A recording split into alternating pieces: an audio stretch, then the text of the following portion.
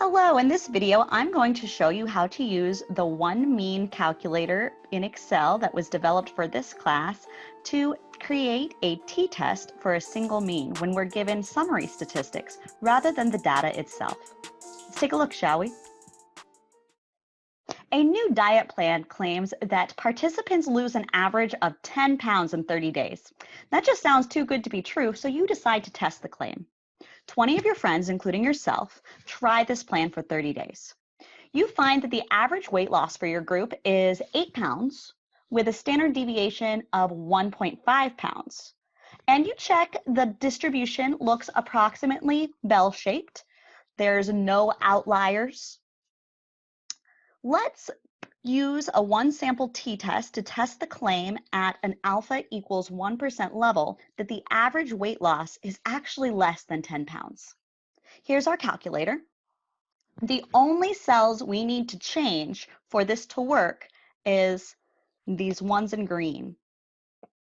The sample mean, the sample standard deviation, sample size, and the claimed value for our null hypothesis. So the claim is 10 pounds. The 30 days is just the setup for this diet plan. And yes, they claimed it was 30 days. We use 30 days, so those are consistent. We don't need to list that anywhere in this calculator. We found that the average for 20 people, so 20 people is the sample size, great, 20. The standard deviation was 1.5 pounds. We saw an average weight loss of 8 pounds. We've entered everything the Excel calculator needs. Now we just need to interpret the results and make sure we're using the software correctly. What are the requirements to be able to use this method, to use the t-test? First of all, it needs to be a random sample. This says 20 of your friends, including yourself. This should make you suspicious of the randomness of the sample. Maybe there's something about your friends that your group works out really well together. So they're really on top of the diet plans, where the average person might not be so on top of it.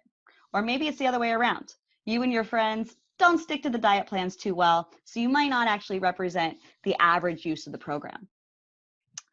So getting that random sample is very important to trust the validity of your results. Here, we're a little suspicious, but we'll continue on with caution. So don't go call a newspaper yet with these results. These are more haphazard results, but they could be suggestive of something that would help you develop a further study that has a stronger sampling method to give you stronger results. So although we're a little suspicious this might not be truly random, we'll proceed forward. Then the sample size needs to be large enough. In general, we use n greater than or equal to 30. So this is a little bit on the small side, but another condition, an alternative condition in the t-test is that the population is normally distributed.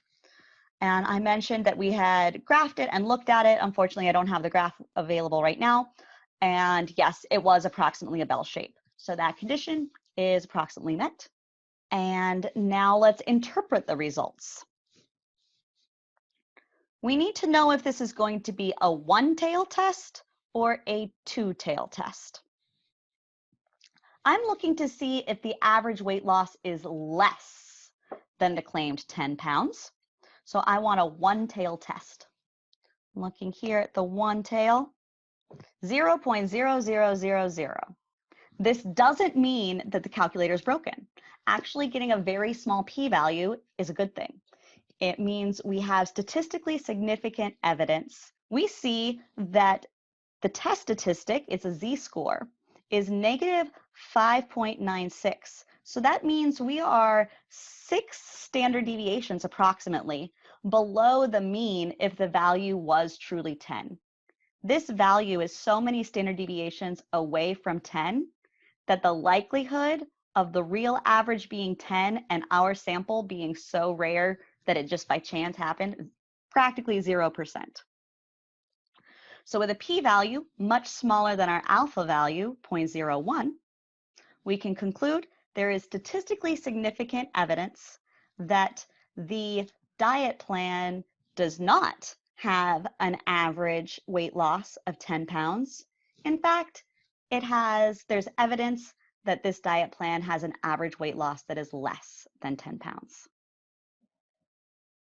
When conducting hypothesis tests, it's important to put the status quo in the null hypothesis and the claim in the alternative hypothesis. Our claim for this was that the diet plan had weight loss that was less than 10 pounds, while the status quo was that the average weight loss was 10 pounds. When you properly set up your hypothesis, your null and alternative hypothesis this way, then a small p-value rejects the null and gives you evidence for the alternative, which results in evidence for your claim. Happy studies. Thanks for watching.